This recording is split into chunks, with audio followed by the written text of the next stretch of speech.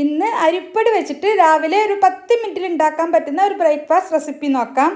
അതിനായിട്ട് ഒരു കടായിലേക്ക് 1.5 കപ്പ് വറുത്ത അരിപ്പൊടിയാണ് എടുത്തിട്ടുള്ളത്. ഇനി മാവൊന്ന് നന്നായിട്ട് കലക്കിയെടുത്തതിന് ശേഷമാണ് ഫ്ലെയിം ഓൺ ചെയ്യേണ്ടത്.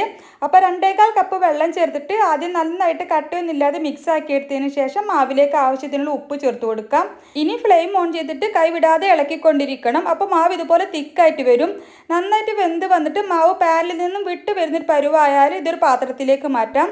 മാവിൻ്റെ ചൂടൊന്ന് കുറഞ്ഞു വന്നാൽ ഇതിലേക്ക് 8 ചെറിയുള്ളി കട്ട് ചെയ്തത്, 1/4 ടീസ്പൂൺ ചിരിവിയ തേങ്ങ, 1/2 ടീസ്പൂൺ വലിയ ജീരകം പെരിഞ്ജീരകവും കൂടി ചേർത്തിട്ട് നന്നായിട്ട് കുഴച്ചെടുക്കാം.